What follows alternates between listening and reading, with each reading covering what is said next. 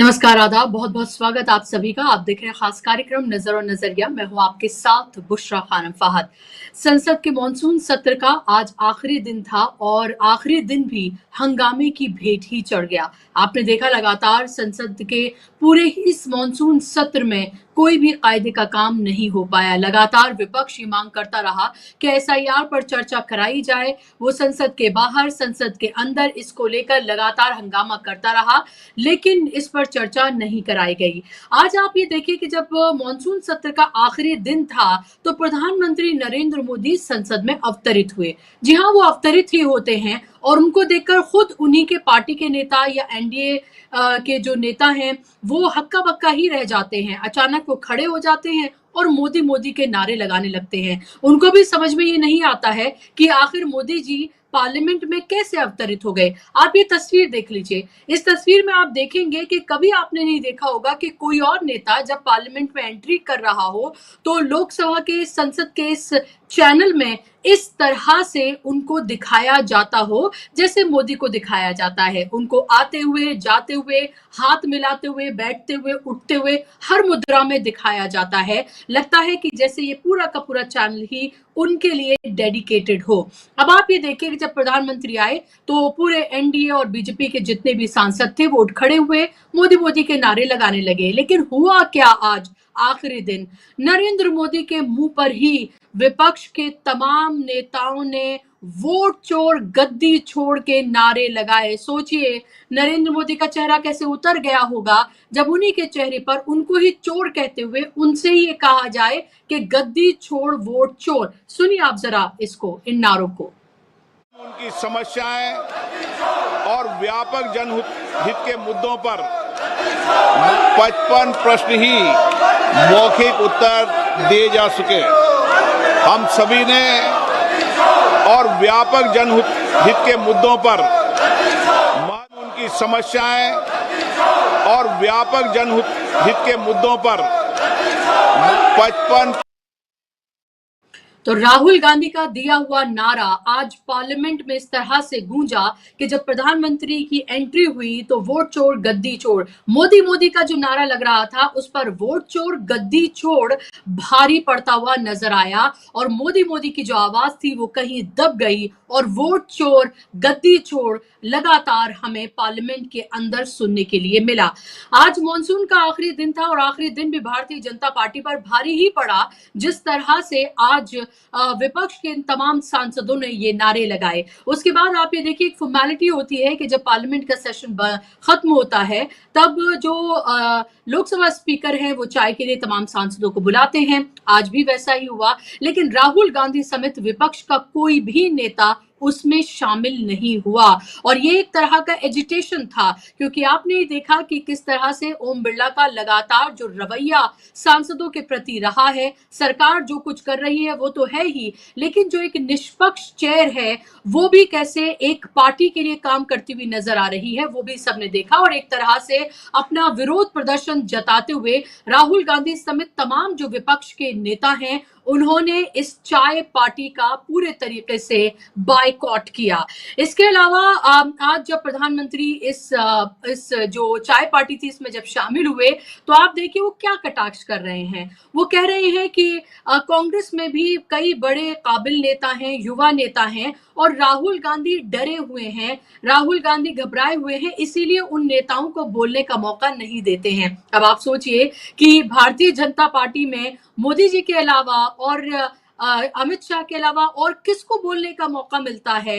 कितने टैलेंटेड नेता हो सकता है कि वहां पर भी हो, किसको मौका दिया जाता है? तो इससे आप घबराहट समझिए कि जो पूरा का पूरा नैरेटिव है, जो वो पूरी तरीके से जो शिफ्ट होता हुआ नजर आ रहा है, ये शिफ्ट हो चुका है राहुल गांधी पर, उससे बीजेपी कितनी घबराई हुई है। यही वजह है कि कल एक ऐसा बिल लाया गया जो सीधे तौर पर ये तो दिखाता ही है कि ये सरकार कितना, इसका रवैया, इसका पूरा बिहेवियर कितना तानाशाहपूर्ण है। इसके अलावा ये लोकतंत्र और संविधान को किस तरह से लगातार, जैसे आज कपिल सिब्बल ने कहा कि दीमक की तरह खाया जा रहा है लोकतंत्र और संविधान को, जिस तरह के बिल लाए जा रहे हैं। आज कपिल सिब्बल ने प्रेस कॉन्फ्रेंस की और प्रेस कॉन्फ्रेंस के जरिए उन्होंने ये बताया कि दरअसल ये पूरा बिल एक तरह से हेडलाइंस डाइवर्ट करने के लिए और जिस तरह से बिहार में जो यात्रा चल रही है जिस पर सरकार पूरी तरीके से घिरी हुई है उससे ध्यान भटकाने के लिए है, क्योंकि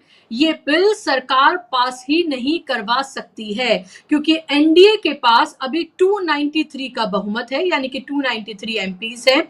और क्योंकि ये संविधान संशोधन बिल है, इसके लिए 2/3 बहुमत की जरूरत है। और मैं आपको ये बता दूं कि इसमें 263 बहुमत चाहिए होगा, और अब आप ये देखिए कि 263 बहुमत चाहिए और अब जो एनडीए के पास है वो सिर्फ 293 है, यानी कि उनके पास बहुमत ही नहीं है, ना तो लोकसभा में ना राज्यसभा में। तो आप सोचिए कि ये बिल को कभी पास ही नहीं करा पाएंगे, लेकिन कैसे कुछ घंटों कुछ दिन के लिए ही सही कैसे हेडलाइंस को डाइवर्ट किया जाए, इसकी पूरी कोशिश जो है वो नाकाम कोशिश जो है वो लगातार की गई।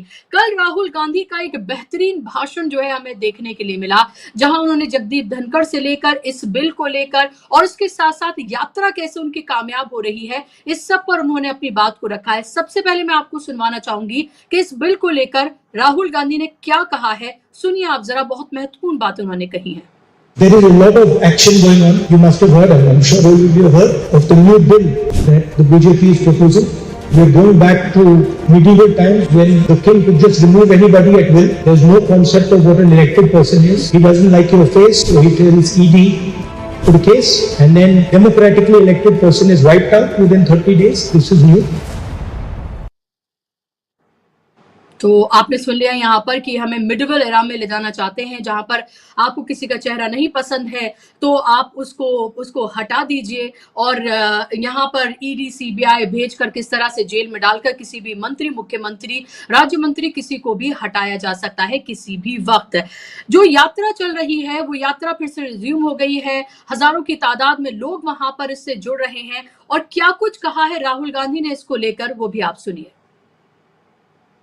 बिहार से आग फैले, उसको रोका नहीं जा सकता। सारे लोग वहां पे 4 साल के बच्चे वोट चोर वोट चोर वोट चोर चल रहा है। वहां पे मतलब तूफान आ रहा है, शुरू हो गया है।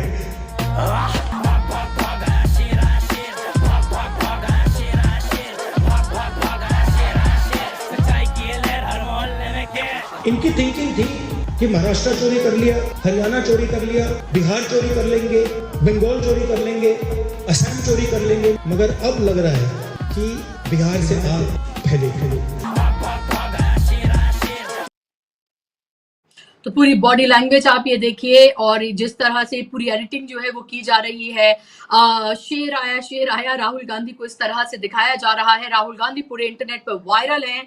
आप कोई भी सोशल मीडिया प्लेटफॉर्म आप उठा लीजिए, आप इंस्टाग्राम उठाइए, आप ट्विटर उठाइए, आप फेसबुक उठाइए, और खासतौर पे युवा, जिस तरह से युवाओं में राहुल गांधी का क्रेज बढ़ा है, उसका कॉन्फिडेंस भी राहुल गांधी के जो भाषण है, उनकी पूरी बॉडी लैंग्वेज है, उस सब पर नजर आ रहा है। कल तो उन्होंने बाकायदा तौर पर विपक्ष के नेताओं को इनवाइट किया और कहा कि आकर देखिए आप कि कैसा तूफान है, कैसी एक तरह की आंधी है, आग की तरह ये फैल गया है। छोटे से छोटे बच्चा 4-5 साल का भी वोट चोर, गद्दी छोड़, इस सब की बात करता हुआ नजर आ रहा है। यही वजह है कि एसआईआर के बाद भी माथे पर पसीना है भारतीय जनता पार्टी के, इसीलिए वो अलग अलग तरह के हथकंडे अपना रही है, लेकिन कोई भी कारगर होता हुआ साबित नहीं हो रहा है। एक और महत्वपूर्ण सवाल जो राहुल गांधी ने कल उठाया है, और हम सब चिंतित हैं कि आखिर जगदीप धनखड़ कहां गायब हो गए हैं। उनको कई नेताओं ने कॉल करने की कोशिश की, उनका हालचाल जानने की कोशिश की, लेकिन कोई उनका हालचाल नहीं पता चल पा रहा है। आखिर उनको कहां भेज दिया गया है, वो कहां हैं। और क्योंकि अभी आप ये देखिए कि आज इंडिया गठबंधन के जो उपराष्ट्रपति पद के लिए जो उम्मीदवार हैं, उन्होंने अपना नामांकन भरा। उससे पहले जो एनडीए के हैं, भारतीय जनता पार्टी के हैं, उन्होंने भरा। तो राहुल गांधी ने कहा कि आखिर ये नौबत क्यों आ गई बीचों बीच, इसलिए क्योंकि जगदीप धनखड़ का जो इस्तीफा है वो जिस तरह से लिया गया, लेकिन आखिर वो है कहां। सुनिए आप राहुल गांधी क्या महत्वपूर्ण सवाल पूछ रहे हैं। There is a lot of action going on. You must have heard, and I'm sure all of you have heard of the new bill that the BJP is proposing. We are going back to medieval times when the king could just remove anybody at will. There's no concept of what an elected person is. He doesn't like your face, so he tells ED to the case, and then democratically elected person is wiped out within 30 days. This is new.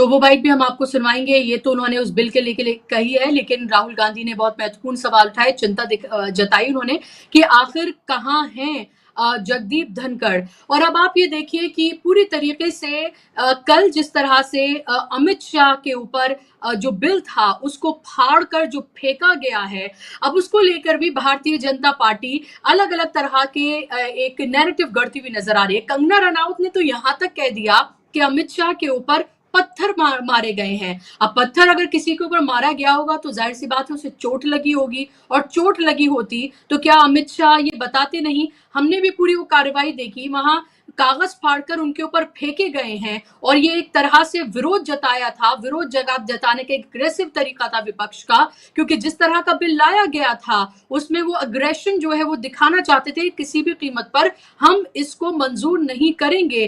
तो दूसरे सांसद कहते हुए नजर आ रहे रवि किशन कि ऐसे छोटी छोटी गोलियां जो हैं वो बनाई गई कागज की और उनके ऊपर फेंक कर मारी गई ताकि उनको जोर से लगे, और अभद्र भाषा का इस्तेमाल जो है वो किया गया। यानी कि इस सबको एक तरह से एक इमोशनल कार्ड खेलने की कोशिश की जा रही है ताकि विपक्ष को एक गलत रोशनी में एक विलन की तरह जो है वो पेश किया जा सके। लेकिन फिर से मैं वही कहूंगी कि नैरेटिव की इस जंग में पूरी तरीके से विपक्ष और राहुल गांधी हावी हो गए हैं। अब आप ये देखिए ये बिल लाकर भी पूरी तरीके से फंस गई है ये सरकार, क्योंकि अब चंद्रबाबू नायडू, इसके अलावा चिराग पासवान की बात करें, नीतीश कुमार की हम बात करें, इन सबको अब ये डर सता रहा है। उनको लग रहा है कि जरा सा भी हमने सरकार के इतर एक रत्ती भी अगर इधर काम किया तो ये तो हमें उठाकर कोई भी केस लगवा देंगे और हमें जेल में डाल देंगे और हमारी कुर्सी छीन लेंगे। तो सोचिए कि ये बिल लाकर कैसे अपने पैरों पे कुल्हाड़ी मारी है भारतीय जनता पार्टी ने। और इसके साथ साथ जो उसका एक और जो ड्रैकोनियन जो उसका चेहरा है वो लोगों की समझ में आ गया है, वो लोगों को एक बार फिर देखने के लिए मिला है कि एक तरफ तो आप चुनाव आयोग जैसी एजेंसी पर पूरा कब्जा किए हुए हैं, उसके जरिए आप हमारे वोट को हथिया रहे हैं, आप सारी सत्ता जो है वो हथिया रहे हैं, और दूसरी तरफ अगर सत्ता पर कोई काबिज है, यानी कि कोई विपक्ष का अगर मुख्यमंत्री है या फिर मंत्री है, तो आप उस पर इस तरह के केस लगाकर उसकी कुर्सी आप छीन लेंगे। तो आप सोचिए कि कैसे लोकतंत्र की सरेआम धज्जियां उड़ाई जा रही हैं। ये तमाम मैसेज अब लोगों के पास पहुंच रहा है और आग की तरह पहुंच रहा है। एक तरह से पूरा जो पूरा नकाब था इस पार्टी का, इस सरकार का, वो उठ गया है। और अब ये डर सता रहा है कि अगर बिहार उनके हाथ से निकल गया तो जाहिर सी बात है कि सितंबर में 17 सितंबर को प्रधानमंत्री 75 साल के हो जाएंगे। और वैसे भी आप ये देखिए कि जो वाइस प्रेसिडेंट का जो कैंडिडेट चुने गए हैं बीजेपी की तरफ से वो आरएसएस की पसंद है। तो साफ तौर पे लग रहा है कि मोदी जी की भी गद्दी किसी भी वक्त जा सकती है। चलिए आज इसी पर चर्चा करेंगे, इसी पर बात करेंगे। मेरे साथ खास मेहमानों का पैनल जुड़ गया है। आप देख सकते हैं स्क्रीन पर 3 खास मेहमान हैं। मेरे साथ सिद्धार्थ जी हैं जो कि एनालिस्ट हैं, जाना माना चेहरा है। सिद्धार्थ जी स्वागत आपका कार्यक्रम में। मेरे साथ अमरेश मिश्रा जी हैं, सीनियर जर्नलिस्ट हैं, इंटरनेशनल और नेशनल मामलों के जानकार हैं। बहुत स्वागत आपका अमरेश जी कार्यक्रम में। मेरे साथ विवेक देश पांडे जी हैं, सीनियर जर्नलिस्ट हैं, दशकों का पत्रकारिता का उनका अनुभव है। विवेक जी आपका भी बहुत स्वागत कार्यक्रम में। सिद्धार्थ जी शुरुआत में आपसे करना चाहूंगी, कल ये बात आपने भी कही थी कि किसी भी कीमत पर ये बिल जो है वो पास नहीं किया जा सकता है क्योंकि 2/3 बहुमत चाहिए, वो उनके पास है ही नहीं। और आज वही बात कपिल सिब्बल कहते हुए नजर आए। लेकिन आखिरी दिन प्रधानमंत्री जब अवतरित हुए, क्योंकि वो अवतरित ही होते हैं, जब वो अवतरित हुए और जिस तरह से उनके चेहरे पर वोट चोर गद्दी छोड़, ये क्या नारा अब उनके साथ चस्पा हो गया है, वो चाहकर भी क्या अब इसको छुड़ा नहीं पाएंगे। और तमाम कोशिशें की जा रही हैं, लेकिन नैरेटिव की इस जंग में पूरी तरीके से हार चुकी है बीजेपी, ये साफ तौर पर लग रहा है। देखिए पिछले 10-12 सालों में भाजपा ने जब भी नैरेटिव गढ़ने की कोशिश की है तो वो अलग अलग तरह की नैरेटिव वो गढ़ती है। कई बार वो नैरेटिव विरोधाभासी नैरेटिव भी होता है। जैसे उदाहरण के लिए पिछले साल लोकसभा चुनाव से पहले उन्होंने एक नैरेटिव गढ़ा कि अब की बार 400 पार। तो 400 पार क्यों चाहिए भैया, कि आरक्षण हटाएंगे। मतलब आरएसएस और उसका जो एक इकोसिस्टम है उसने नीचे नीचे ये भी संदेश फैलाया कि 400 पार इसीलिए चाहिए क्योंकि इस देश से आरक्षण हटाएंगे। लेकिन हमने ये भी देखा कि भाजपा या भारत के प्रधानमंत्री कई बार जब सार्वजनिक स्टेज से बोलते हैं तो आरक्षण के पक्ष में भी बोलते हैं, यहाँ तक कि उन्होंने ये सरकार बनने के बाद जातीय जनगणना तक के बारे में उन्होंने बात की। मतलब ये एक विरोधाभासी स्टेटमेंट, हमेशा इसको अंग्रेजी में कहा जाता है हेजिंग द बेट्स, भोजपुरी में इसे कहा जाता है बरों की माँ या कन्याइनों के माँ, मतलब एक ही महिला वर और वधु दोनों की माँ बन जाती है, जो कि असंभव होता है। तो भाजपा थोड़ा इस तरह से करने की कोशिश करती है ताकि भाजपा का भी एक नैरेटिव बनता रहे और भारत के प्रधानमंत्री मोदी जी का भी एक नैरेटिव बनता रहे। लेकिन आज जो संसद में हुआ कि भारत के प्रधानमंत्री जब संसद में आ रहे थे तो पूरे विपक्ष और पूरा सदन गूंज रहा था, वोट छोड़ गद्दी, वोट चोर गद्दी छोड़। इसका मतलब ही है कि बादशाह निर्वस्त्र है। ये जो एक बच्चा बोल रहा था अब गली गली में शोर हो गया है, तो अब जो हो गया है ये गली गली में शोर हो गया है। ये नैरेटिव सिर्फ भारत के प्रधान जी के ऊपर नहीं चिपका है, ये भाजपा के ऊपर भी चिपक गया है। यहां तक कि मेरे कुछ भाजपा के बहुत अच्छे मित्र जो कि अपने आप में अच्छे व्यक्ति हैं, वो चुन के आए हैं, वो चुनाव जीत के आए हैं, ईमानदारी से चुनाव जीत के आए हैं, वो भी मुझे कह रहे हैं कि सिद्धार्थ बाहर जाते हैं ना तो लोग मुझे पूछते हैं कि यार तुम लोग चोरी करके तो चुनाव नहीं जीते हो, बताओ मेरा जैसा आदमी मैंने वैसा तो किया नहीं। मतलब एक ऑकवर्ड सिचुएशन, एक बहुत अटपटी स्थिति में भाजपा के कई लोग, भाजपा के खुद के सदस्य, भाजपा के खुद के समर्थक फंस गए हैं। एक जो भाजपा का एवरेज एकदम औसत समर्थक होता है, जिसको राजनीति से कोई लेना देना नहीं होता है, वो ना पन्ना प्रमुख होता है, वो कुछ नहीं होता है, वो केवल भाजपा की जय जयकार करता है और भाजपा के लिए वोट डालता है। उसके लिए भी एक समस्या हो गई है कि वो भी अंदर अंदर चाहता तो है भाजपा जीते, लेकिन वो चाहता है कि एक अच्छा मैच हो। मान लीजिए मैं टीम इंडिया या मुंबई इंडियंस टीम का समर्थक हूं, मैंने 1000 रुपए में एक टिकट खरीदा आईपीएल मैच देखने के लिए। मैच देखने के लिए जैसे ही गया, सामने वाली टीम कह दी कि हुजूर हम मैच नहीं खेलेंगे, वॉकओवर ले लीजिए। तो मैच तो मेरी फेवरेट टीम जीत जाती है, लेकिन मैंने मैच देखा ही नहीं, मुझे लगता है मेरा पैसा वसूल ही नहीं हुआ।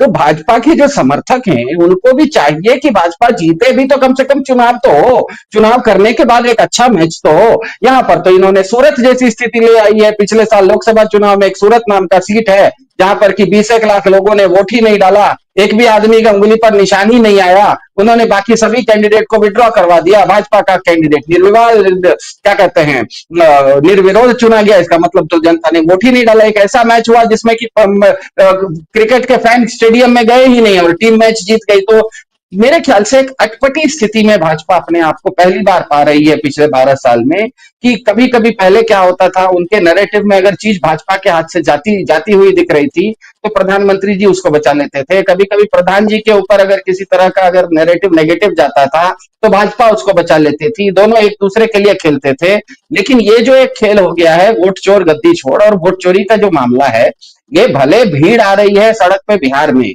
लेकिन हम कर्नाटक में बैठे हैं, पिछले हफ्ते हम बिहार में थे। आप कहीं भी जाइए, कश्मीर से कन्याकुमारी तक जाइए, सड़कों पर लोग यही बात कर रहे हैं कि भाजपा तो गली गली में शोर हो गया है, कि भाजपा चोर हो गई है, वोट चोर हो गई है। तो ऐसी स्थिति में एक ऐसा चीज उनके साथ आ गया है कि उससे उनको बचते हुए दिखना बहुत मुश्किल लग रहा है। और इसीलिए इन्होंने ये जो 130वां संशोधन बिल लाया, वो भी एक इसी तरह की बात है कि आपने अगर मुझे चोरी चोरी मेरे ऊपर चोर का चस्पा लगा रहे हो, तो देखो अगर मैं चोर होता तो मैं क्या पुलिस को इतनी ताकत देता कि कोई एक थानेदार भी किसी एक राजनेता को, मुख्यमंत्री के ऊपर एक एफआईआर करके उसकी कुर्सी छुड़वा देता। ये एक ऑप्टिक्स है, मतलब जनता को दिखाने के लिए कि देखो हमको चोर कह रहा है और हम तो देखो पुलिस को इतना ताकत दे रहे हैं, जबकि असल बात वो है नहीं, वैसा चीज होती नहीं है। इस देश में न्यायालय का काम आप नहीं ले सकते, क्योंकि सजा देने का काम सरकार का नहीं होता है, न्यायालय का होता है। सरकार का काम तो सेवा देना होता है। अगर सजा सरकार देने लगे तो फिर सेवा कौन देगा, स्कूल कौन देगा, सड़क कौन देगा, बिजली कौन देगा, पानी कौन देगा? न्यायालय तो नहीं देता है। न्यायालय का काम है सजा देना और सरकार का काम है सेवा देना। भाजपा ने सेवा देने के बदले सजा देने का काम खुद ले लिया, अपने ऊपर ले लिया है। तो ऐसी चीजें अव्यवस्था होती नहीं है, ये पूरी तरह से अव्यवहारिक है। और ये अव्यवहारिक है इसीलिए भाजपा ने ये कोशिश की कि किसी तरह से इस तरह का एक अव्यवहारिक बिल हम ले आए, और वो भी संसद खत्म होते समय। हम सबको पता है, हम लोग फिल्म भी देखने जाते हैं ना किसी मूवी थिएटर में, तो पिक्चर खत्म होने के बाद जब वो क्रेडिट्स नाम चलते हुए शुरू होता है, उसी समय से हम लोग मूवी छोड़ के चल देता है। भले हमने पैसा पूरा दिया था मूवी देखने का, लेकिन मूवी का क्लाइमेक्स खत्म होता है, मूवी चलती रहती है, डायरेक्टर वगैरह का नाम चलते रहता है, संगीत चलते रहता है, हम लोग थिएटर छोड़ के बाहर निकल जाते हैं। तो भाजपा को पता था कि पूरा विपक्ष जो है वो आंदोलन के लिए सड़कों पे आया हुआ है। राहुल गांधी से लेकर विपक्ष के लोग सारे बिहार में थे। तो उसने कोशिश की कि चोर दरवाजे से एक ऐसा बिल ले आते हैं जिसमें कि ऑप्टिक्स बहुत अच्छा है और संभव हो तो पास करवा लेते हैं, क्योंकि लोकसभा में इस तरह का बिल पास करने का नियम ये होता है, कुल लोकसभा का 2/3 नहीं होता है, सदन में बैठे हुए लोगों का 2/3 होता है। इसका मतलब 543 में तो 360 की जरूरत नहीं है। अगर उस सदन में 300 लोग बैठे हैं तो 200 लोग पर्याप्त हैं। तो भाजपा ने ये देखा कि हो सकता है कि ये सारे विपक्ष के लोग, हमें पता है परसों राहुल गांधी वगैरह विपक्ष के बिहार में थे, तो ये लोग बिहार में जब हैं तो पीछे पीछे एक ऐसा बिल ले आए और हड़बड़ी में पास करवा ले कि इन्होंने इसी तरह से, अगर इस बिल, आपको ध्यान में रखिएगा, 3 किसान इन्होंने काले कानून लाए थे, उसको तो इन्होंने ज्वाइंट पार्लियामेंट्री कमेटी या क्या कहते हैं सेलेक्ट कमेटी में नहीं भेजा था, सीधा बिल लाया और पास करवा दिया। दिल्ली को पूर्ण राज्य का दर्जा था, उसको इनको उखाड़ना था, तो वो कोई सेलेक्ट कमेटी में नहीं भेजा, वो लाया और पास करवा दिया।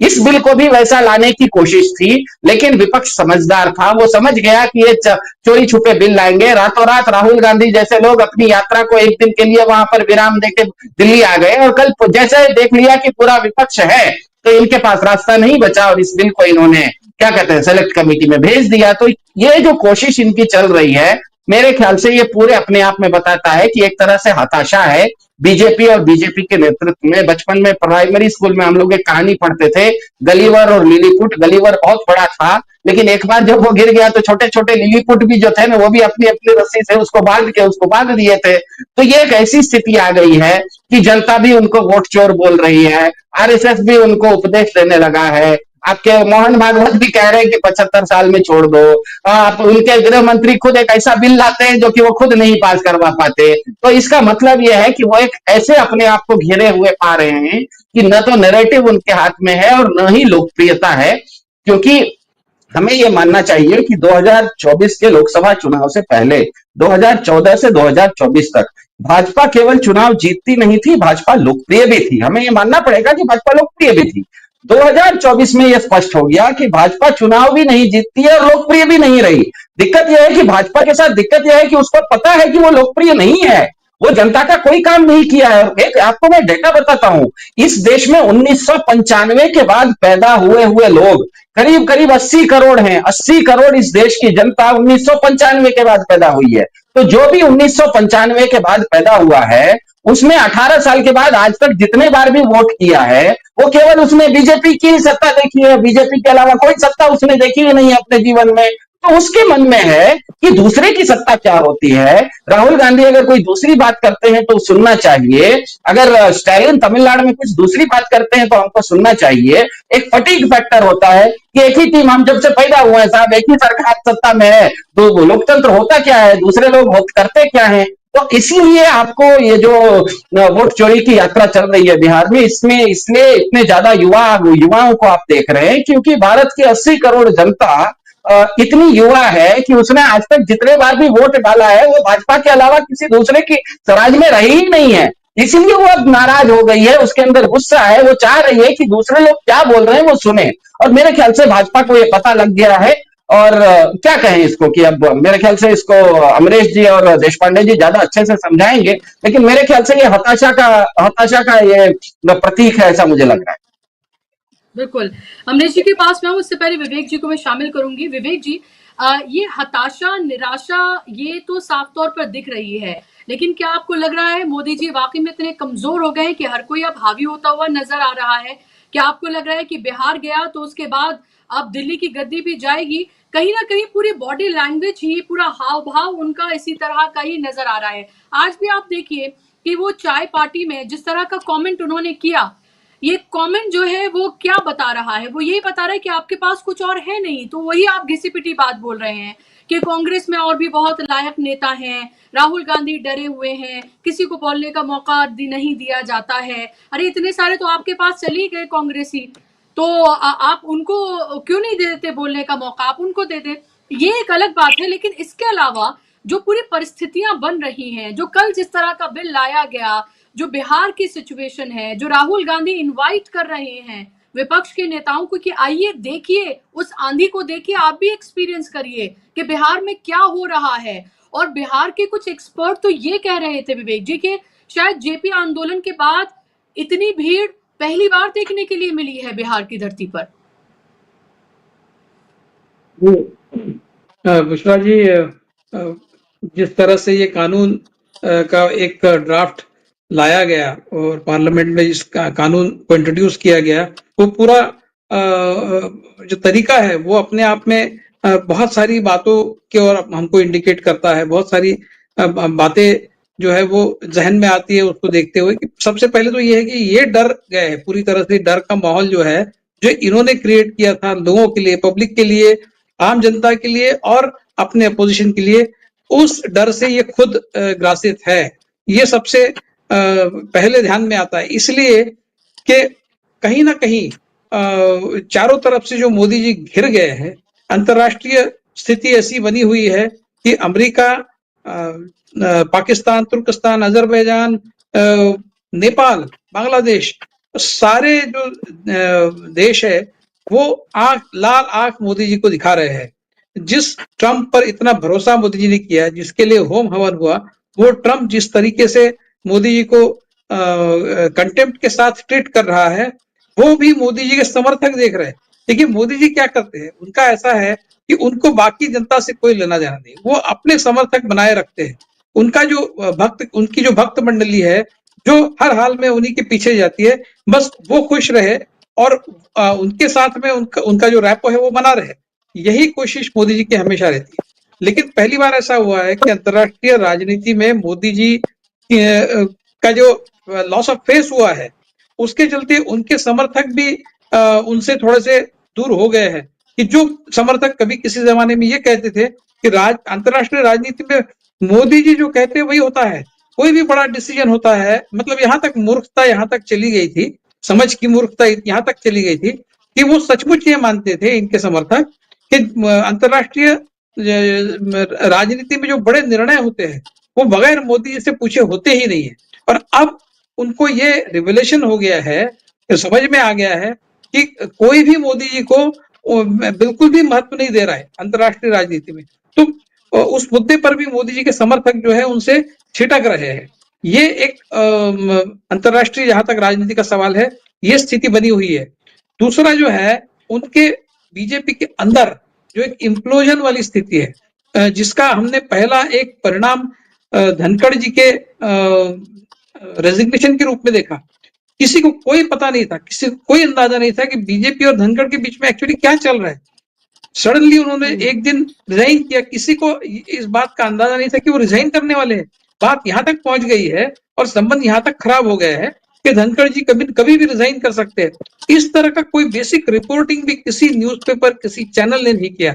इसका मतलब जो अंदर चल रहा है किसी को अंदाजा ही नहीं है कि किस तरह की एक्सप्लोजिव स्थिति बनी हुई है। फिर हमने कॉन्स्टिट्यूशन क्लब का वो इलेक्शन भी देखा जहां बीजेपी वर्सेस बीजेपी था और उसमें 50-60 कम से कम बीजेपी के एमपी ऐसे हैं जिन्होंने अमित शाह और नरेंद्र मोदी के कैंप के कैंडिडेट को हरा दिया, जिन्होंने राजीव प्रताप रूडी के तरफ से अपना मतदान किया और अपोजिशन के लोगों ने भी राजीव प्रताप रूडी को ही मतदान किया। तो ये स्पष्ट दिखाता है, कॉन्स्टिट्यूशन क्लब का जो इलेक्शन है वो स्पष्ट दिखाता है कि बीजेपी के अंदर दो खेमे हैं। ये हो सकता है कि मोदी जी के समर्थन वाला खेमा ज्यादा बड़ा हो, ये हो सकता है, लेकिन पहले ही 240 के आंकड़े पे ये इनकी मेजोरिटी जो है वो कम से कम 30-35 से कम है। 240 पर ये सिमट गए थे 2024 में, उसमें से भी अगर 50-60 मोदी जी के खिलाफ है, अमित शाह और मोदी जी के जोड़ी के खिलाफ है, तो इनकी तो एक्चुअल जो इनकी संख्या है वो तो 180-190 पर ही है। तो ये जो डर है मोदी जी को सता रहा है कि कहीं बीजेपी के अंदर की इम्प्लोजन की स्थिति अंतर्राष्ट्रीय राजनीति में जो हो रहा है वो, और राहुल गांधी ने जिस तरीके से इलेक्शन मैनिपुलेशन के एलिगेशंस लगाए हैं जिससे एक पब्लिक परसेप्शन बना है, वो कितना कारगर सिद्ध होगा है मुझे पता नहीं। लेकिन 2011 का जो इंडिया अगेंस्ट करप्शन वाला मूवमेंट था और वो 2014 तक उसका जो बिल्डअप हुआ, उस तरह का एक परसेप्शन वो उतना ताकतवर है कि नहीं है मुझे पता नहीं। जितना वो कांग्रेस के खिलाफ था उतना ये आज का जो वोट चोरी वाला परसेप्शन है क्या वो उतना पावरफुल है जितना कांग्रेस के खिलाफ भ्रष्टाचार का एक परसेप्शन बना था उस समय, मुझे पता नहीं। लेकिन बहुत स्ट्रांग तो है। जिस तरह का एक नागरिकों का जुड़ाव इसके साथ में हो रहा है, हम बिहार में देख रहे हैं जिस तरह का सपोर्ट राहुल गांधी की उस यात्रा को मिल रहा है, उससे जाहिर है कि लोग इस बात को भी मानने लगे हैं कि बीजेपी वोट चोरी करती है। वो उसका परिणाम एक्चुअली जमीन पर क्या होगा, क्योंकि बीजेपी ने तो चुनाव के नतीजे को राजनीति से पूरी तरह से डीलिंक कर दिया। कितनी भी खराब राजनीति वो कर ले, कितना भी वो खराब काम कर ले, जीतते तो वही है। ये उन्होंने एक टेक्निक डेवलप किया है किस तरह से इलेक्शन जीतना है। तो क्या बिहार में वो फिर एक बार उस प्रयोग को सफलतापूर्वक करेंगे, ये आने वाला समय ही बताएगा। लेकिन बिहार में आम पब्लिक तो बीजेपी के खिलाफ, अमित शाह और मोदी की जोड़ी के खिलाफ है, इसमें कोई शक नहीं, वो दिख रहा है जमीन पर। तो ये सारी जो परिस्थितियां, और संघ हमलावर है, संघ उनमें बीजेपी में बदलाव चाहता है। संघ प्रधानमंत्री के पद पर नरेंद्र मोदी को बहुत ज्यादा दिनों तक देखना नहीं चाहता है। इसलिए अध्यक्ष पद का जो एक चुनाव का जो मामला अटक गया है, जिसमें ऐसा भी माना जा रहा है कि संजय जोशी का ही नाम संघ की तरफ से पुश किया जा रहा है कि आपको इन्हीं को एक्सेप्ट करना पड़ेगा। तभी तो इतने दिनों तक, इतने महीनों तक ये जो मामला है सुलझ नहीं रहा है। तो चारों तरफ से जो घिर गए हैं मोदी जी, तो वो कुछ चाहते हैं कि कुछ ड्रामेटिक हो। और ये जो हेडलाइन ग्रैबिंग का उनको पहले से ही उनका जो टेक्निक है, वो हेडलाइन ग्रैबिंग, जब जो राहुल गांधी की तरफ से सारा मीडिया जो है वो माहौल बन रहा था, उसको तोड़ने के लिए भी कुछ ना कुछ ड्रामेटिक करना आवश्यक था। इसलिए सडनली इन्होंने ये इतना बड़ा एक लेजिस्लेशन जो जिसका प्रारूप कम से कम एक आध महीना पहले संसद के सदस्यों को देना जरूरी था, ताकि सब लोग समझे कि एक्चुअली सरकार क्या करना चाहती है। और जब पार्लियामेंट में डिस्कशन के लिए आए तो डिस्कशन के लिए मौका मिले किसी को। लेकिन सडनली आते हैं और सभापति को कहते हैं, अध्यक्ष को कहते हैं कि भाई आप इसको जल्दी से ले लो, क्योंकि सत्र समाप्त होने में बहुत कम समय बचा है। इतनी हड़बड़ी में, जल्दबाजी में लाने का जो मकसद है, मुझे लगता है कि उसके पीछे यही है कि वो जो हेडलाइन ग्रैबिंग है, अटेंशन डाइवर्ट करने का जो टैक्टिक है, वो फिर एक बार यहाँ दिख रहा है। और इसके पीछे इंटेंशन और क्या हो सकता है? तो एक लाउड थिंकिंग ये किया जा सकता है कि जिस तरह से खबरें आ रही है कि राहुल गांधी और चंद्रबाबू नायडू के बीच में कोई चैनल ऑफ कम्युनिकेशन बन गया है, अपोजिशन और चंद्रबाबू नायडू और नीतीश कुमार, इनके बीच में कोई बैक चैनल कम्युनिकेशंस शुरू है, इस तरह की जो खबरें आ रही है, तो मुझे लगता है कि नरेंद्र मोदी सरकार का ये अटेम्प्ट हो सकता है कि आप साइज में रहिए, हम इस तरह का कानून लाएंगे और उसमें आपको तकलीफ हो सकती है। कुछ इस वो जो डर का माहौल, रेन ऑफ टेरर, यही एक उनका तरीका है। तो to make Chandrababu Naidu and Nitish Kumar fall into submission, ऐसा कुछ एक मुझे लगता है कि एक अटेम्प्ट ये भी हो सकता है, ये भी मकसद हो सकता है। क्योंकि अगर कहीं पैरों तले जमीन खिसक गई, अगर चंद्रबाबू नायडू और नीतीश कुमार ने सपोर्ट निकाल ही लिया, तो फिर क्या करेंगे? मुझे लगता है कहीं ना कहीं ये उस डर को भी दर्शाता है मोदी और अमित शाह की जोड़ी को के। और अभी उनका जो सर्वाइवल का last attempt, last ditch effort है, वो इसमें से नजर आ रहा है, ऐसा मुझे लगता है। और कहीं ना कहीं आने वाले मुझे नहीं लगता कि 2029 तक ये सरकार टिकेगी। पवन खेरा ने जिस तरह से रिएक्ट किया इलेक्शन कमिश्नर के प्रेस कॉन्फ्रेंस के बाद में, उन्होंने एक बीच में बोलते हुए उन्होंने कहा कि आप कहाँ जाएंगे, हम तो आपके पीछे हैं, हम आपको फॉलो करेंगे, क्योंकि ये सरकार ज्यादा टिकने वाली नहीं है, ये जल्द गिरेगी, ये दूसरी सरकार जल्द आएगी। इस तरह की बात पवन खेरा कर रहे हैं। तो क्या हो रहा है, पर्दे के पीछे और कुछ ड्रामा होने जा रहा है और मोदी सरकार जो है वो क्या गिर जाएगी? इस तरह का एक एंटीसिपेशन भी शायद सरकार को नजर आ रहा है। वो भी ऐसा समझ रहे हैं कि शायद कुछ गड़बड़ ये लोग कर सकते हैं, इसलिए ये नया एक पैंतरा उन्होंने फेंका है। देखते हैं इसका आगे क्या होता है, लेकिन है बहुत इंटरेस्टिंग मोड पर भारतीय राजनीति। बुशरा जी। जी बिल्कुल बिल्कुल, बहुत इंटरेस्टिंग मोड पर है और ऐसा लग रहा है कि टेबल्स जो हैं वो टर्न हो गई हैं। अब जो इधर था वो उधर है, वो जो उधर था वो इधर होता हुआ नजर आ रहा है, ये साफ तौर पर दिख रहा है। और वो एक नर्वसनेस जो है वो साफ तौर पर देखी जा सकती है। और ये भी साफ तौर पर दिख रहा है कि उनको ये लग रहा है कि कुछ तो ऐसा है कि जिसकी पर्देदारी है। इसीलिए आप ये देखिए कि जो विपक्ष है पूरा, और खासतौर पर राहुल गांधी और कांग्रेस, वो जिस कॉन्फिडेंस में नजर आ रहे हैं, ऐसा कॉन्फिडेंस शायद पहले नहीं देखने के लिए मिला होगा। क्योंकि जिस तरह से जो उन्होंने प्रेस कॉन्फ्रेंस की राहुल गांधी ने, उसका जो रिस्पॉन्स उनको मिला, उसके बाद आप ये देखिए कि ये यात्रा, उसके बाद जो काउंटर एक प्रेस कॉन्फ्रेंस की गई इलेक्शन कमीशन की तरफ से, उसके बाद जो इलेक्शन कमीशन ऐसा घिरा है कि आप पूरे सोशल मीडिया पर देखिए कि जिस तरह की रील्स उनका मजाक उड़ाते हुए बन रही हैं, वो देखकर बहुत अफसोस होता है। आप हो सकता है हंसी आती हो कुछ वक्त के लिए, लेकिन अफसोस ज्यादा होता है कि एक संवैधानिक संस्था जिसकी जिम्मेदारी इस देश में चुनाव कराना है, उसकी स्थिति क्या हो गई है और उसमें बैठे लोगों की स्थिति क्या हो गई है, ये साफ तौर पर दिख रहा है। अमरीश जी, आपका पहला कमेंट, क्या आपको लग रहा है कि सरकार जल्द इसका टाटा बाय बाय हो सकता है? क्या आपको लग रहा है ऐसी कोई पटकथा लिखी जा रही है? क्या वही नर्वसनेस दिख रही है? कभी बिल लेकर आते हैं, कभी धनखड़ को हटा दिया जाता है, तो कभी और कुछ और होता है, क्योंकि ये जिस तरह के एक्शंस हैं वो बता तो ये रहे हैं कि घबराहट तो बहुत है और कुछ एक लास्ट ट्राई होता है ना कि जाने से पहले कुछ ना कुछ ऐसे करते जाए, या फिर ये कहें कि दुश्मन को कभी भी कमजोर नहीं आंकना चाहिए। देखिए, बिहार में बीजेपी बेसिकली हार रही है, ये एक जनरल एक परसेप्शन बन गया है।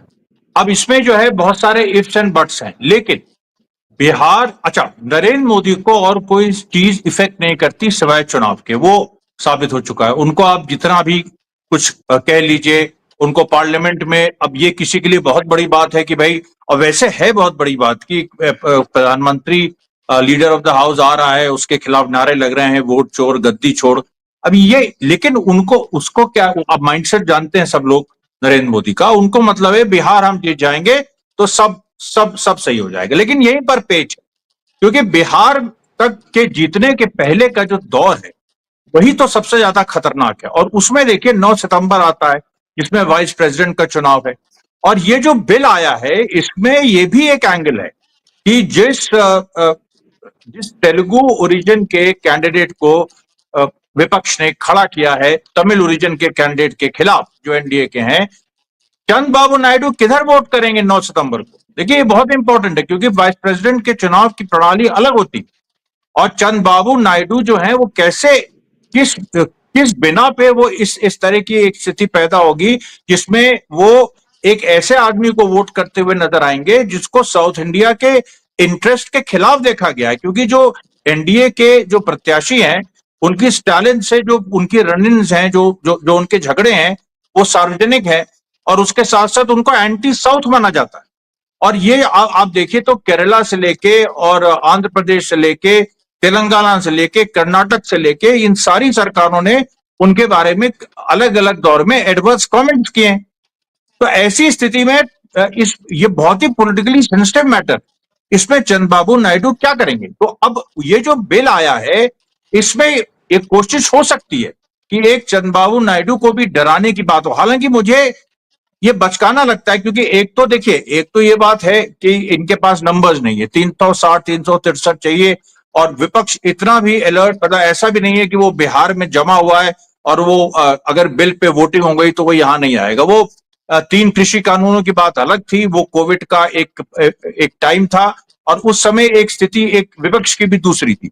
लेकिन आज जो पूरी जो सिचुएशन है, अच्छा, उसके बारे में आपको बुशरा जी एक खुलासा मैं कर दूं कि देखिए, जो जी। उत्तर प्रदेश में जो समाजवादी पार्टी और जो वहां के जो डीएम्स में जो डिबेट चल रही है उत्तर प्रदेश के 2022 के चुनाव को लेके, उसमें जो 18,000 एफिडेविट जो समाजवादी पार्टी ने दिए थे, उसमें से कुछ सेलेक्टेड एफिडेविट्स पे डीएम्स ने रिस्पॉन्ड किया है। बाराबंकी के डीएम ने, जौनपुर सदर के डीएम ने, और उधर एटा के डीएम ने, इस तरह से उन्होंने कुछ रिस्पॉन्स दिया है। अब यहां पर जो इंटरेस्टिंग बात है वो देखिए, एक सीट है कुर्सी। अब कुर्सी बाराबंकी जिले की सीट है, जिसमें 2022 में इस समाजवादी पार्टी 2017 वोटों से हारी थी 2022 में, और 2024 के लोकसभा चुनाव में वहां पर कांग्रेस और सपा गठबंधन के तनुज पुनिया खड़े थे, वो कुर्सी से 47,000 वोटों से आगे थे, ये आगे थे 47,000। इस तरह से 3 और सीटें जहां पर यही स्थिति है कि 2022 में बीजेपी जीती थी और 2024 में वहां पर सपा और कांग्रेस का अलायंस जीता। ये पूरा ब्लैक एंड व्हाइट में ये सारी चीजें हैं, और इसको लेके एफिडेविट दिए जा चुके हैं। इसको लेके जो जो जो डीएम्स हैं वो जवाब उनको देते नहीं बन रहा है। और एक और आपको बात बताएं, जो एक एक और पहलू है, देखिए अभी तक विपक्ष ने केंद्रित किया है वोटर डिलीशन पे, कि वोटर डिलीशन और एडिशन पे। अब एक और पहलू आ रहा है सामने, वो है काउंटिंग पे, कि काउंटिंग के दिन क्या होता है। क्योंकि काउंटिंग के दिन हम लोग ने खुद देखा है, मैं 2009 में मैं खुद लखनऊ का चुनाव लड़ा था, उस समय ईवीएम से ही होती थी पोलिंग, लेकिन जो कैंडिडेट थे और उसके काउंटिंग एजेंट वो देख सकते थे पूरी काउंटिंग को। अभी जो 2022 का जो नजारा उत्तर प्रदेश का था, आप विश्वास नहीं करेंगी, बैरिकेडिंग अंदर, काउंटिंग हॉल के अंदर बैरिकेडिंग, वहां पर जो छोटी पार्टी के कैंडिडेट्स हैं उनको आगे नहीं आने दिया जा रहा है, उनसे बदतमीजी हो रही है, उनको पूरा दबाया जा रहा है, उनके वोट सीधे सीधे ट्रांसफर किए जा रहे हैं। और इसको लेके बहुत सारी जो छोटी पार्टी के लोग हैं उत्तर प्रदेश में, 2022 का चुनाव उत्तर प्रदेश का रद्द होगा, देखिए आज नहीं तो कल, इसमें कोई दो राय नहीं। क्योंकि उसमें अब चीजें ऐसी पकड़ में आ गई हैं कि जो कई छोटी पार्टी जिनको 8,000, 800, 1,000 वोट दिया था, ये मतलब उनको मिले थे, उनके वोट बीजेपी में शिफ्ट हुए। अच्छा, इसमें एक और चीज है, इलेक्शन कमीशन की वेबसाइट में 2022 में आप किस बूथ पे किसको कितना वोट मिला वो है ही नहीं, इट डजंट एग्जिस्ट। और 2009 में मुझे याद है ईवीएम का दौर भी वो था, वो डेटा अवेलेबल था, लेकिन आज इलेक्शन वेबसाइट पे वो डेटा अवेलेबल नहीं है कि किस बूथ पे आपको कितना मिला। क्यों? क्योंकि अगर हमको एक बूथ पे 40 वोट मिले जो दिखाया गया, और अगर हम उसमें 45 लोगों का एफिडेविट ले आए तो क्या होगा फिर? तो ये पूरी सिचुएशन को इलेक्शन कमीशन ने एंटिसिपेट करते हुए ये डेटा उड़ाया है। लेकिन लीगली क्या ये it will stand in court? क्योंकि इसमें अगर ये केवल मांगे कि भाई ठीक है हमको आप बूथ वाइज डेटा दे दो, तो बूथ वाइज डेटा अगर आप जैसे दोगे या तो आप मना कर दोगे, मना करोगे तब भी एक कोर्ट में जाने की बात होती, अगर आप दे दोगे तब भी एक बात होती। ये जो देखिए पॉइंट है, अब ये जो इलेक्शन प्रोसेस पे जो सवाल उठ गया है 2014 के बाद जो इलेक्शन हुए हैं, सब पे सवाल उठ गया है, इंक्लूडिंग 2014। और ये जो है इसको अब आप बचा नहीं सकते, ये अब एक जनता ने इसको हाथों हाथ ले लिया। मतलब क्या ये है कि इट हैज ये जो एक जो विपक्ष ने शुरू किया, जो एस्टैब्लिश केसेस हैं, उनके भी हाथों से ये चीजें आगे चली गई हैं। और बहुत सारे पॉलिटिकल फोर्सेस जिनका डेमोक्रेसी में वेस्टेड इंटरेस्ट है, देखिए इंडिया में क्या है, लोकतंत्र में वेस्टेड इंटरेस्ट नीचे के लोगों का है, क्योंकि प्रधानी तक के चुनाव होते हैं, अब उसमें गांव का अंतिम आदमी इन्वॉल्व होता है। तो उन लोगों को ये लगता है कि यहाँ पर वो स्थिति नहीं है कि इलीट डेमोक्रेसी है, यहाँ पर पंचायत लेवल पे चाहे उसमें जितना करप्शन हो, कि उसमें जितना पैसा खर्च होता हो, लेकिन एक लोगों को ये लगता है कि कम से कम हम बीडीसी बन सकते हैं, या हमारा आदमी बन सकता है, हम कम से कम जिला परिषद मेंबर बन सकते हैं, हम कम से कम प्रधान बन सकते हैं। ये क्योंकि वो पूरा मैसेज जाता है कि प्रधानी तक ये सारी चीजें हो सकती है। हालांकि वहां बैलेट पे चुनाव होता है, लेकिन फिर भी एक डिस्क्रेडिट तो पूरी इलेक्शन मशीनरी होती है। तो ये देखिए जो पूरी बात है, अच्छा इसमें लोग कह रहे हैं कि भाई बीजेपी का एक ये भी कॉन्स्पिरेसी है कि इलेक्शन पूरी प्रोसेस को इतना डिस्क्रेडिट कर दो कि सीधे डिक्टेटरशिप ले आओ, लेकिन वो इतने आसानी से ऐसा वो कर नहीं पाएंगे अभी फिलहाल की। उसके लिए भी एक लोकप्रियता चाहिए, उसके लिए भी एक लोकप्रियता चाहिए, और जो ऑपरेशन सिंदूर के बाद इनको उम्मीद थी कि इनको मिलेगी, लेकिन वो नहीं मिली। तो अब यहां पर पूरा अब सिचुएशन ऐसी देखिए, बहुत ही एक डेंजरस टिपिंग पॉइंट भी है, और बहुत एक पॉजिटिव एक स्टेलमेट है, जिसको हम लोग कहते हैं कि जो गेम थ्योरी में कहा जाता है कि पॉजिटिव स्टेलमेट का मतलब ही ये है कि स्टेलमेट ऐसा है कि यहाँ स्टेटस को फंस गया, और स्टेटस को जो फंस गया है वो ऐसे ही फंसा रहेगा, तो फिर the pendulum will swing towards the opposition. ये देखिए पूरी सिचुएशन। जी जी बिल्कुल, बहुत इंटरेस्टिंग है, और अलग अलग तरह की जो सिचुएशन है वो सामने निकल कर आ रही है, बिहार से लेकर उत्तर प्रदेश से लेकर आप साउथ, तमाम स्थितियों को अगर आप देखें तो आपको ये समझ में आएगा कि फिलहाल राजनीति जो है वो कितनी इंटरेस्टिंग हो चली है, और कैसे जो है वो पैराडाइम पूरा शिफ्ट होता हुआ यहाँ पर नजर आ रहा है। सिद्धार्थ जी, सवाल ये है कि हर चीज को तो मिसलीडिंग कह रहा है चुनाव आयोग, लेकिन आपने देखा होगा कि जब राहुल गांधी ने और तेजस्वी यादव ने कुछ लोगों से मुलाकात की जिनके वोट जो है वो काट दिए गए थे, लेकिन वो लोग उनके वोट्स हैं जो जिनको मरा हुआ बताया गया था वो जिंदा वहां पर थे, तो फिर चुनाव आयोग धमकाने से कृपया पर आ गया कृपया करके बताइए और कृपया पर ही खत्म कर रहा है। तो ये तो साफ तौर पर दिख रहा है कि चाहे चुनाव आयोग हो, चाहे वो भारतीय जनता पार्टी हो, जो अग्रेसिव स्टैंड राहुल गांधी ने लिया हुआ है उससे वो झुक तो रहे हैं और घुटनों पर तो आ रहे हैं। चलती फिरती लाशें जो हैं वो बिहार में देखने के लिए मिल रही हैं। चलती फिरती लाशें इसलिए क्योंकि चुनाव आयोग ने उन्हें मृत बता दिया है। रिपोर्टर जाके उनसे बात करते हैं तो वो तो निकल कर अपने घर से आ जाते हैं कि हेलो आई एम अलाइव और मेरा तो वोट है, मेरे पास तो तमाम चीजें हैं। तो इतनी पोल जो खुल गई है, क्या आपको लग रहा है कि आने वाले जो फ्राइडे में यानी कि कल ही जो सुनवाई होगी सुप्रीम कोर्ट में, क्या आपको लगता है कि इन तमाम चीजों को देखते हुए सुप्रीम कोर्ट को इसको रद्द ही कर देना चाहिए? क्योंकि लिस्ट जारी करने, वोटर आईडी शामिल करने और आधार के लिए तो कह ही चुका है और उसको मान भी चुका है चुनाव आयोग। लेकिन फिर आगे यही कि अगर ये प्रक्रिया जारी रहती है तो ये तो 65 से आगे भी बढ़ सकता है और लोग भी कट सकते हैं, और जब तक ये रुकेगा नहीं तब तक जो बिहार का मसला है वो हल भी नहीं होगा। जी मेरे ख्याल से ये मामला अब कानूनी नहीं रहा, कानून से के जज से ऊपर जा चुका है, ये जनता की अदालत में जा चुका है। उसका एक छोटा सा उदाहरण देते हैं। मान लीजिए, और ये मेरे साथ घटना घटी थी 20 साल 22 साल पहले। मेरे पिताजी हॉस्पिटल में थे, वो गुजर गए थे, लेकिन गुजरने के बाद ना डॉक्टर को वो सर्टिफिकेट देने में आधा एक घंटा लग गया। तो क्या कहें कि आधा एक घंटे बाद गुजरे, गुजरना तो जब था, आप सर्टिफिकेट देने में जितनी देरी करो। तो मेरे ख्याल से ये विषय अब कानूनी नहीं रहा है, ये विषय अब कानूनी बिल्कुल नहीं रहा है, ये जनता की अदालत में जा चुका है। और जनता की अदालत में क्या होता है मैं बताता हूँ। एक क्रिकेट मैच चल रहा है, स्टेडियम में लोग देख रहे हैं, अंपायर ने गलत डिसीजन दे दिया। वो डीआरएस में तो बाद में स्लो मोशन में पता लगेगा, लेकिन स्टेडियम में 1 मिनट में जो फैंस है ना, देखने वालों को पता लग जाता है कि अंपायर ने गलत डिसीजन दिया है। तो यहाँ पर एक अंपायर का एक गलत डिसीजन की बात नहीं है, पूरा का पूरा अंपायर ही फिक्स्ड है। इस तरह की भावना जैसे ही लोगों के अंदर आ गई है, जैसे ही लोगों के अंदर इस तरह की पूरी भावना आ गई है कि ये पूरा का पूरा मैच फिक्स्ड है, तो इसीलिए आप कश्मीर से कन्याकुमारी तक जाइए, मत देखिए एफआईआर का मामला तो हो रहा है बिहार में, लेकिन इसकी चर्चा फिर कश्मीर से कन्याकुमारी तक क्यों लोग बोल रहे हैं कि गली गली में शोर है, भाजपा वोट चोर है। एसआईआर का तो काम हो रहा है बिहार में, तो आज संसद में काहे लोग सब हल्ला गुल्ला मचा रहे हैं कि वोट चोर गद्दी छोड़। इसका मतलब यह है कि यह विषय अब नरेटिव बन चुका है, लोगों के जहन में आ गया है। और मनोविज्ञान साइकोलॉजी का एक नियम है कि किसी भी व्यक्ति को सबसे बड़ा आघात तब लगता है जब उसको मोह भंग हो जाता है। मोह भंग का मतलब उसकी स्थापित मान्यता जैसे ही टूटती है, वो उसके लिए मोह भंग की स्थिति है। किसी भी आदमी से पूछिए, डीबी लाइव के दर्शक हैं, किसी को भी पूछिए कि तुम्हारे लिए सबसे दुखद दिन क्या था, तुम्हारे लिए सबसे पीड़ादायक दिन क्या था, तुम्हारे लिए सबसे बड़ा दर्द का दिन क्या था, कहेगा मेरा भाई मुझे धोखा दे दिया था, मेरा सबसे अच्छा दोस्त मुझे धोखा दे दिया था।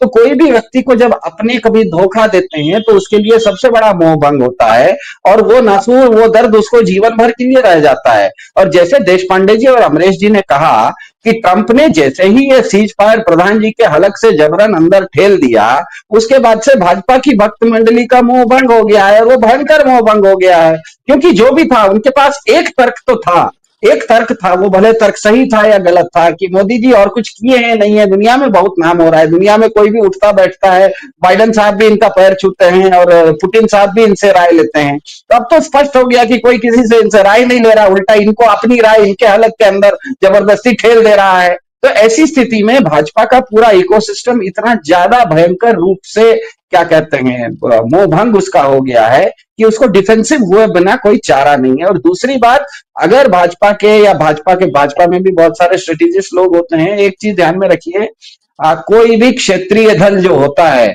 वो सबसे पहले किसी भी क्षेत्रीय दल की को उसकी प्राथमिकता कभी भी विचारधारा नहीं होती, उसकी प्राथमिकता होती है उसकी अस्तित्व की लड़ाई। इसीलिए भारत में कभी भी कोई भी चुनाव हो, 1985 से लेके अभी तक 12 चुनाव हो गए, 40 साल तक कोई भी चुनाव होता है, क्षेत्रीय दलों को नंबर 1 पे क्षेत्रीय दल रहते हैं, उनको 40% वोट आता है। और जो क्षेत्रीय दल होते हैं उनकी किसी विचारधारा के साथ उनका संबंध कम होता है, उनका रास्ता है हमारे अस्तित्व की लड़ाई। तो आप अगर इस तरह का कानून लाइएगा कि मुख्यमंत्रियों को हम जेल में डाल देंगे एफआईआर होने पर, तो सबसे पहले वो क्षेत्रीय दल ही आपका साथ छोड़ेंगे। ये ध्यान है। नीतीश कुमार एक ऐसे व्यक्ति हैं जो कि वाजपेयी के साथ भी रह चुके हैं और कांग्रेस के साथ भी रह चुके हैं। चंद्रबाबू नायडू एक ऐसे व्यक्ति हैं जो कि एनडीए और इंडिया दोनों में रह चुके हैं। तो ऐसा डीएमके जैसी पार्टी जो है तो किसी समय में वाजपेयी का भी समर्थन करती थी, आज मोदी जी के विरोध में भी खड़ी है। तो क्षेत्रीय दल जो होते हैं वो हमेशा, क्योंकि उनकी अस्तित्व की लड़ाई होती है, तो भाजपा अगर उनको निगलने की कोशिश करेगी या इस तरह का कोई भी कानून बनाएगी कि क्षेत्रीय दलों का अस्तित्व खतरे में आए, तो सबसे पहले वही विद्रोह करेंगे। और इसीलिए ये बिल जो लाया था, बहुत बड़े नाम से जोर शोर से लाया तो था, लेकिन जिस तरह से इन्होंने 3 किसान कानून बिना जेपीसी में भेजे हुए खुद सदन में पास करवा दिया, वैसे इसको कल पास क्यों नहीं करवा दिया? क्योंकि इनको पता था कि इनके पास संख्या नहीं है। और इनके पास संख्या, सिर्फ संख्या की बात नहीं है, सबसे बड़ी बात अभी ये हुई है कि भाजपा का जो कोर समर्थक है, जिसको आप सामान्य भाषा में भाजपा की भक्त मंडली कहिए, लेकिन मैं उनको कहूंगा कि भाजपा का जो एक औसत वोटर है, जो राजनीति नहीं करता है, वो किसी भाजपा के संगठन का सदस्य नहीं है, वो कोई पन्ना प्रमुख नहीं है, उसको केवल भाजपा इसीलिए पसंद है जैसे मुझको इंडियन क्रिकेट टीम पसंद है। मुझे क्रिकेट नहीं आता है, फिर भी इंडिया की क्रिकेट टीम खेलती है तो मैं चाहता हूं कि मेरी टीम जीत जाए, दूसरी टीम हार जाए। उसके लिए भी अब ये जो वोट चोरी का लेवल है, ये पचाना उसके लिए भी अब बहुत मुश्किल हो गया है। अब उसके लिए अपना मुंह दिखाना मुश्किल हो रहा है। इसीलिए आप देखिए ये नैरेटिव पूरा का पूरा उल्टा जाते हुए दिख रहा है और भाजपा इसमें पूरी तरह से डिफेंसिव है। और मेरे ख्याल से चुनाव आयोग, जो आप कह रहे हैं कि चुनाव आयोग कृपया कह रहा है, तो चुनाव आयोग को भी तो समझ में आ गया है कि चुनाव आयोग को इस देश की पुलिस नहीं है, उसका काम चुनाव करवाना है। मेरे ख्याल से अमरीश जी जानते हैं, वो चुनाव लड़े हुए हैं। अगर चुनाव के समय कोई अगर मॉडल कोड ऑफ कंडक्ट, चुनाव आचार संहिता का उल्लंघन भी होता है, तो चुनाव आयोग खुद किसी पर केस नहीं कर पाता, वो पुलिस को कहता है कि इसके ऊपर केस करो। तो जिसके पास खुद ही 800 ही आदमी है, परसों जब ज्ञानेश कुमार जी ने प्रेस कॉन्फ्रेंस किया था, उन्होंने कहा था कि हम कुल मिला के भारत के चुनाव आयोग में 800 आदमी है। जिसके पास खुद ही 800 ही आदमी हो तुम लोग, तो वो किसको सजा दोगे, किसको दोगे? तो उनको भी समझ में आ गया कि ये कृपया ही बोलना पड़ेगा। और दूसरी बात है कि कृपया वगैरह बोलने की बात नहीं है। अगर चुनाव आयोग के ऊपर कोई आरोप लगाना गलत है, तो सबसे पहले तो 2009 में बीजेपी के जो पितामह हैं आडवाणी जी, उन्होंने ईवीएम पर सवाल उठाया था। तो ज्ञानेश कुमार जी आडवाणी जी को दिल्ली में अभी भी कहीं बैठे हुए हैं, उनको नोटिस देंगे क्या?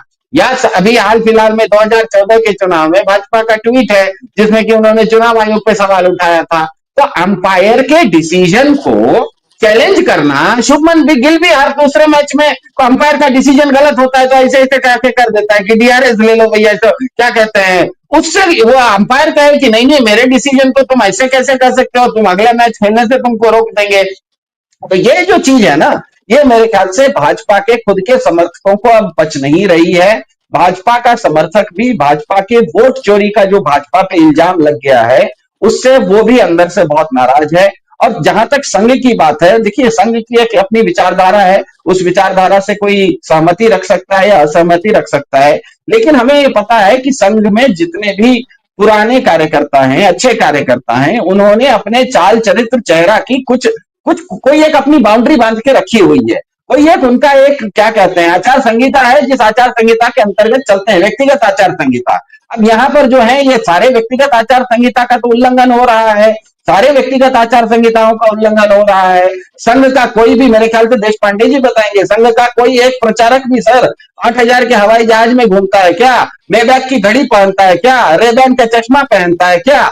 या इस तरह की लाख लाख रुपए का पेन रख के तो नहीं घूमता है। संघ का कार्यकर्ता, आप उसके विचारधारा उसकी मानिए या नहीं मानिए, लेकिन व्यक्तिगत जीवन में वो कुछ सादगी रखता है, वो कुछ आचार संहिता का पालन करता है, वो कुछ चाल चरित्र चेहरा रखता है। और ये जो भाजपा का शीर्ष नेतृत्व है, उसने ये सब चीज को तो तिलांजलि दे दी है। वो दिखावा करती है, वो केवल ताकत का दिखावा नहीं करती है, वो ऐश्वर्य का भी दिखावा करती है, वो चीजों का भी दिखावा करती है, वो कलम का दिखावा करती है, वो चश्मा का दिखावा करती है, वो बंडी का दिखावा करती है, वो जूते का दिखावा करती है। तो ये इतना दिखावा भाजपा का जो उनकी मातृ संस्था है आरएसएस, उनको भी नहीं पच रहा है। इसलिए मुझे लग रहा है कि मोटा मोटी हम जो बचपन में प्राइमरी स्कूल में पढ़े थे ना, एक गलीवर था, बहुत बड़ा था, लेकिन जाने अनजाने एक बार गिर गया तो छोटे छोटे लिलीपुट ने उनको बांध दिया। अब वो गलीपुट वहां फंस गया है, गलीवर वहां फंस गया। तो मेरे ख्याल से ऐसी स्थिति आई हुई है भाजपा की, ऐसा मुझे लग रहा है। बिल्कुल साफ तौर पर ये दिख भी रहा है। बहुत संक्षेप में आप दोनों लोगों से ये इतना आत्मविश्वास विवेक जी जो डगमगाया हुआ है मोदी जी का, इसको आप कैसे देख रहे हैं? क्या ये पहली बार आप देख रहे हैं इन 12 सालों में कि इतना कम आत्मविश्वास जो है मोदी जी में शायद कभी नजर ना आया हो, क्योंकि वो लोकसभा में आए ऑपरेशन सिंदूर के इस पूरे डिस्कशन के दौरान, लेकिन राज्यसभा से गायब हो गए। मतलब मोदी जी को बोलने का मौका मिले और वो ना हो वहां पर, ये कभी हमने इससे पहले नहीं देखा था। पूरे पार्लियामेंट के सेशन में आप ये देखिए कि वो शायद 2 से 3 बार आए, 2 बार तो सिर्फ अवतरित हुए हैं, यानी कि सिर्फ अपना चेहरा दिखाया है, और एक बार वो आए थे वो ऑपरेशन सिंदूर के डिस्कशन के दौरान, जहां उन्हें मजबूर किया गया आने के लिए कि कहीं ऐसा ना हो कि इस मामले पर राहुल हावी पड़ जाए। लेकिन क्या आपको लग रहा है इस पूरे नैरेटिव में राहुल पूरी तरीके से हावी हो गए हैं और इसीलिए इतना हंगामा है और आत्मविश्वास पूरी तरीके से डगमगाया हुआ है? एग्जैक्टली बुशरा जी, आत्मविश्वास जो डगमगाया है वो अपोजिशन की जो तेवर है उसको देखते हुए डगमगाया है। मतलब आप 2 साल पहले इमेजिन कीजिए पार्लियामेंट में क्या ऐसा हो सकता था कि अपोजिशन के मेंबर्स वेल में आके किसी बिल के कागज फाड़कर अमित शाह के चेहरे पे फेंकते। मतलब ये कभी आप इमेजिन नहीं कर सकते थे, इतना इतना डर का माहौल था। जो कल पार्लियामेंट में हुआ, जिस तरीके से अमित शाह के चेहरे पर ये कागज फेंके गए, उससे स्पष्ट दिखाई देता है कि बहुत हो गया है आपका, अब हम आपसे नहीं डरते। ये जो एक आम संसद सदस्य बीजेपी को बताना चाह रहा है, ये बहुत उनके लिए एक डरावनी चीज है। मतलब वो समझते थे कि लोग उनसे डरते हैं और डर के मारे लोग उनके खिलाफ कुछ करेंगे नहीं। ये जो समझ, उस समझ को बिल्कुल तोड़ दिया है। कल की घटना जो है वो बहुत सिंबॉलिक है, और जिस तरह से आज प्रधानमंत्री पार्लियामेंट में आए और उनको जिस तरह से नारों से ऐसे उनका स्वागत किया गया, एक तरफ तो मोदी मोदी के नारे लग रहे हैं और दूसरी तरफ वोट चोर गद्दी छोड़ के नारे लग रहे हैं। ऐसा सीन पार्लियामेंट में इससे पहले हमने नहीं देखा है। तो ये जो अपोजिशन में एक कॉन्फिडेंस, विश्वास का संचार हुआ है और एक हिम्मत आई है, वो उतना ही डिजेनरेटिव इफेक्ट उसका बीजेपी के आत्मविश्वास पर और हिम्मत पर हुआ है। तो ये प्रोपोर्शनेटली जितना इधर बढ़ा है, प्रोपोर्शनेटली उतना उधर घटा भी है। तो इससे मुझे लगता है कि ये अभी जो एक सर्वाइवल का एक डेस्परेट अटेम्प्ट नरेंद्र मोदी और अमित शाह की जोड़ी कर रही है, उसी का एक ये एक परिणाम है कि इस तरह का बिल वो लाने की और बहुत आनंद फानंद में लाने की कोशिश कर रहे हैं, और डराने का एक अंतिम प्रयत्न वो शायद अपनी तरफ से कर रहे हैं। इसमें ऑफकोर्स हेडलाइंस को अपने तरफ करने का भी है, लेकिन सारी इसमें इस मामले में भी हेडलाइंस उनके खिलाफ ही जा रही है कि ये क्या करने वाले हैं आप, मतलब क्या इस तरह से कोई सरकार कर सकती है। तो इसमें भी नैरेटिव जो इलेक्शन कमीशन के मुद्दे पर जो नैरेटिव उनके खिलाफ गया है, ये जो नया लेजिस्लेशन उन्होंने लाया है उस पर भी नैरेटिव उनके खिलाफ ही जा रहा है। तो अभी मुझे नहीं लगता कि किसी भी फ्रंट पर, नैरेटिव के किसी भी फ्रंट पर बीजेपी ने पिछले एक 1.5 साल में 2 साल में कुछ गेन किया है। अपोजिशन दिन ब दिन उस सारे मुद्दों पर हावी होते जा रहा है, और अब सरवाइव करने के लिए क्या करना है, ये मोदी और अमित शाह की जोड़ी के दिमाग में क्या, किस तरह की खुरापात अभी आती है और वो क्या करेंगे, ये बहुत इंटरेस्टिंग रहेगा। क्या वो क्रैकडाउन करेंगे अपोजिशन पर, क्या वो किसी तरह से एक नए फॉर्मेट में आपातकाल जैसी स्थिति लाएंगे, क्या करेंगे? सरवाइव तो करना है, छोड़ तो नहीं सकते। किसी भी तरह से पावर तो अपने हाथ में रखना है, तो क्या करेंगे? ये एक बहुत ही इंटरेस्टिंग देखने वाला मुद्दा अभी हमारे सामने है। तो जैसे मैंने पहले चरण में कहा, एक बहुत ही डिसाइसिव मोड़ पर, एक बदलाव के मोड़ पर भारत की राजनीति है। किस तरह का बदलाव इसमें से उभर कर सामने आएगा, ये हमें देखना होगा। बुशरा जी। जी, बिल्कुल, बहुत इंटरेस्टिंग आपने बातें कही हैं, और ये ज़ाहिर सी बात है, देखना बहुत ही दिलचस्प होगा कैसे चीज़ें जो हैं वो बदलती हैं, हालात कैसे बदलते हैं, उसका जीता जाता एग्जाम्पल जो है हम अभी देख रहे हैं। अमरीश जी, लास्ट में आपसे बहुत संक्षेप में, हम अगर फॉरेन पॉलिसी पे भी देखते हैं तो वहां पर भी देखिए किस तरह से पूरे धराशायी हो गए हैं मोदी जी। चाइना जा रहे हैं, अभी मजाक उड़ा रहे थे कि हमें स्वदेशी कैसे अपनाना चाहिए, और वो छोटी छोटी आंखों वाले जो गणेश जी हैं यानी कि आप मजाक उड़ा रहे थे उन लोगों का जो छोटी छोटी, चाहे जापानीज हो, चाइनीज हो, चाइना का ही ऑफ कोर्स उड़ा रहे थे वहां पर, वो आप मजाक उड़ा रहे थे और आप वहीं अब जा रहे हैं। और उससे पहले भी कई तरह के मैं पढ़ रही थी, नॉट एग्जैक्टली आई नो कि क्या है, लेकिन वो कुछ अनाउंसमेंट भी किए गए हैं। लास्ट कमेंट आपका कि इससे भी क्या ये नहीं हो जाएगा कि जिनको आपको ला ला के दिखानी थी उनको जाके हाथ मिला रहे हैं आप? देखिए, ये तो एक जो नरेंद्र मोदी का जो इंटरनेशनल लेवल पे फेलियर है, वो तो बहुत साफ है कि इजराइल के साथ आप जुड़े हुए थे, अमेरिका के साथ भी उस तरह से नहीं जुड़े थे, ये दिख गया। इजराइल के साथ आप जुड़े थे, इजराइल का डाउनफॉल हुआ और उसके बाद आपका भी डाउनफॉल हो गया और आपको अब झक मार के ब्रिक्स के साथ जाना पड़ा है। और ब्रिक्स के साथ जाने का मतलब है अमेरिका से अब पंगा लेना, और ये नहीं लेना चाहते हैं, ये चाहते हैं अभी भी कुछ डील हो जाए, लेकिन वो डील नहीं होगी। यही देखिए, जब सिचुएशन जब बदलती है तो तो वो चौतरफा बदलती है, अंदर भी बदलती है, बाहर भी बदलती है। और पूरी स्थिति इस समय विश्व की ऐसी है कि ये आइसोलेशन में है। तो जो पॉलिटिकली आइसोलेटेड ये क्योंकि इंटरनेशनली जब ये पॉलिटिकली आइसोलेटेड हुए उसी समय से पता लग गया था। दो चीजें देखिए, मैं बहुत साफ में था कि जो अयोध्या में इनकी हार हुई है, that was a strategic blow to BJP. वो केवल एक कंस्टिट्यूंसी में हार नहीं थी, वो स्ट्रेटेजिक ब्लो था और वो कभी उससे रिकवर नहीं कर पाए। आप सोचिए, दिल्ली का चुनाव हो गया, हरियाणा का चुनाव हो गया, महाराष्ट्र का चुनाव हो गया, महाराष्ट्र वगैरह ये लोग रिकॉर्ड से जीते, दिल्ली में इतनी बड़ी बात हो गई और ये उसके बाद ये हालत है कि आज जब अमित शाह बिल पेश कर रहे थे तो उनके ऊपर केवल बिल फाड़ के नहीं फेंके गए, मारपीट की नौबत आ गई थी। टीएमसी के एमपी उनके पास तक पहुंच गए थे और किरेन रिजिजू को वहां से दौड़ के आना पड़ा। और सच्चाई ये पूरे हिंदुस्तान ने देखी है कि बीजेपी एमपी, जो बाकी बीजेपी एमपी हैं, उस तरह से नहीं आए अमित शाह के पास। ये भी सच्चाई है। ये इंडिकेट, ऐसी छोटी छोटी बातें, ऐसी बारीक बातें इंडिकेट करती हैं बहुत बड़ा बदलाव होने जा रहा है। अब 9 सितंबर को एक लिटमस टेस्ट है।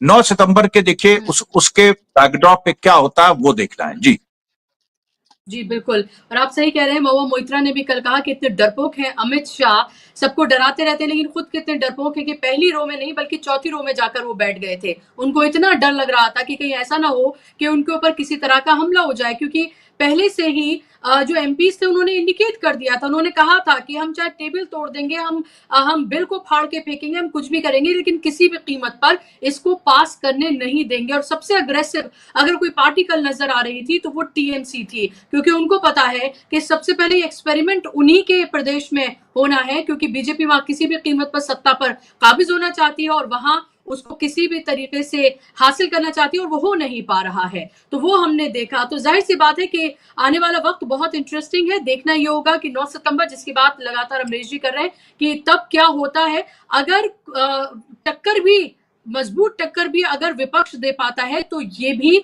जीत कर भी हार ही होगी मोदी की, क्योंकि इतने नंबर उनके पास है। उसके बाद भी अगर इंडिया इतने बड़े पैमाने पर टक्कर दे रहा है वाइस प्रेसिडेंट के इलेक्शन में, तो ये भी बहुत इंटरेस्टिंग होगा। बहुत शुक्रिया आप तीनों मेहमानों का, सिद्धार्थ जी आपका, अमरीश जी आपका, विवेक जी आपका, कार्यक्रम का हिस्सा बनने के लिए, समय देने के लिए धन्यवाद। शुक्रिया आप तमाम दर्शकों का भी। नमस्कार।